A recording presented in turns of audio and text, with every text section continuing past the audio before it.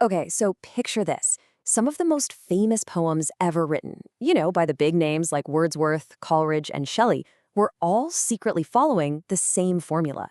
It was this blueprint so powerful and so common that it basically defined their entire era. But here's the crazy part. For over 100 years, it didn't even have a name. Let's dive into this literary mystery. So, here's how we're going to crack this case. We'll start with the mystery itself. Then we'll uncover the poetic blueprint, trace where it came from, figure out why it happened when it did, and finally, see why it still matters to us today. All right, our investigation really kicks off with a simple question. But it's a question that, believe it or not, took literary critics a very, very long time to answer. I mean, think about it. You read a poem like Wordsworth's Tintern Abbey or Coleridge's Frost at Midnight, and you can just feel they're related, right? They share this very specific structure. They're these big, serious, deeply personal poems. And yet, nobody, not the critics, not even the poets themselves, ever bothered to slap a label on it. It was just hiding there, right in plain sight. It actually took until the 20th century for someone to finally connect the dots. The brilliant literary critic M.H. Abrams stepped in and gave this phenomenon a name. He called it the Greater Romantic Lyric. Now, that's not because it was greater as in better than other poems, but because it was the new, heavy-hitting form for the long, serious, lyrical poems of that age. So, what exactly is this form? Now that we have a name for it, let's pop the hood and take a look at its unique DNA. Abrams laid out a pretty clear formula. It always starts with a specific person, usually in a real, identifiable outdoor spot. We're kind of eavesdropping as they speak, maybe to a friend who's there but silent, or maybe just to themselves. And the way they describe that landscape, well, it's not just for decoration. It's the trigger for everything that comes next. And this right here is the secret sauce. It's the signature out-in-out journey. The poet starts outside, looking at the world around them. That view then sends them deep inside their own head, into a meditation about life or memory or some big emotional puzzle. But, and this is key, they don't get stuck there. They come back out to the landscape, looking at the same scene, but now it's totally transformed by the mental journey they just took. Coleridge himself had a fantastic way of describing this feeling of completeness.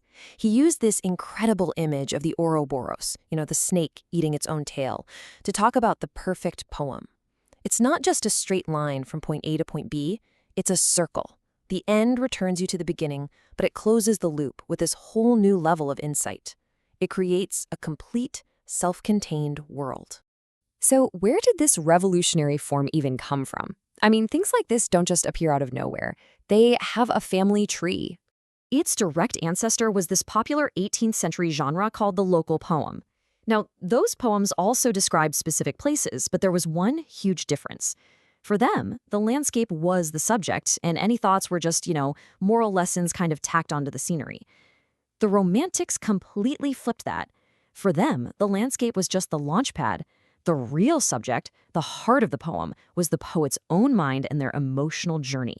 They didn't just describe the scenery, they experienced it. And you can see this evolution play out really clearly. It starts back in the 17th century with the local poem. Then, fast forward to the late 18th century, and poets like William Lyle Bowles start making it way more personal, more emotional. And then, bam, 1798, Coleridge writes Frost at Midnight, a poem where the external scene and the internal thoughts are woven together so perfectly that you know a brand new form has just been born. But okay, this leads to the biggest question of all. Why? Why this specific form? And why right at that moment? What was going on in the world that made this kind of poetry feel so necessary? To answer that, we're going to turn to our second source.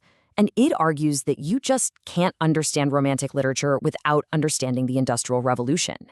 These poets weren't writing in a bubble. They were reacting to one of the most chaotic and disruptive periods in all of human history. Just try to imagine what was happening. Cities were exploding in size, often with horrible living conditions. People's work was being replaced by machines, which led to this feeling of being disconnected, of being less than human.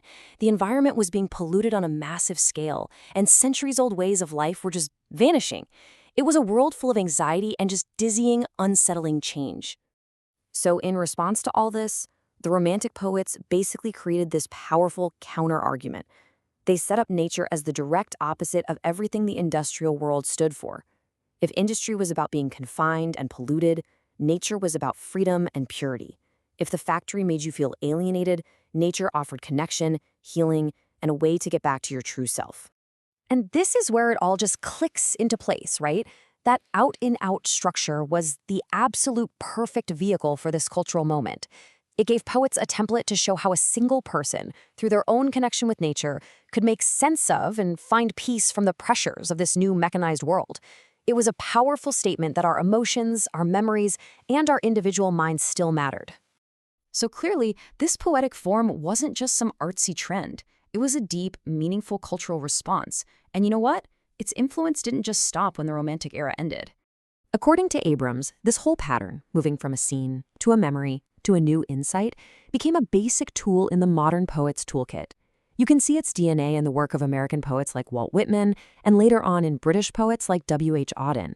This idea of using a specific place to unlock a universal human experience, it just became part of how poetry works. And that kind of leaves us with one last big thought. The Romantics used poetry to figure out their relationship with a world that was being totally reshaped by technology. Well, 200 years later, we're facing our own massive disruptions, everything from digital worlds to a changing climate. So the question they were wrestling with is now ours. How do we find meaning and connection in the landscapes, both real and virtual, that define our lives today?